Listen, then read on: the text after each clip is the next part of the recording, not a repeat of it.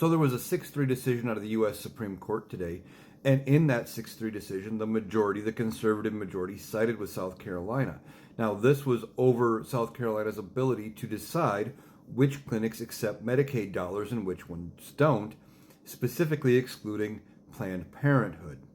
Now, this all kind of hinges on the fact that Planned Parenthood provides abortion care, even though since the 70s and the beginning of Roe v. Wade, before it was overturned by this same Supreme Court, $0 of the federal Medicaid money was allowed to be used for abortion care. You could not use federal money, but you could use Medicaid to pay for other reproductive related services, whether that's fertility testing, whether that's STD, STI testing, whether that's medications or anything else that would fall under reproductive care, could be handled by Planned Parenthood and paid for by Medicaid. But $0 ever went into abortion care. But that hasn't stopped Republicans. Republicans and conservatives have long railed against Planned Parenthood as this boogeyman of all federal money is going toward abortions and your tax dollars shouldn't go toward it, blah, blah, blah, blah, blah. We've heard it.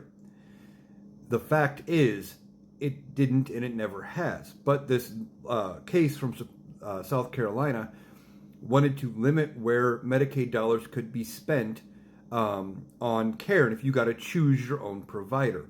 And this 6-3 Supreme Court majority, this conservative majority, ruled against longstanding precedent, and that's not unusual with this court because they have a habit of overturning precedent.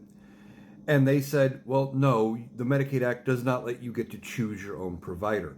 If you want to use Planned Parenthood, well, and you're on Medicaid, now you got to pay out of pocket. You don't get to use Medicaid there. You have to go to where we say is approved. And this is ridiculous.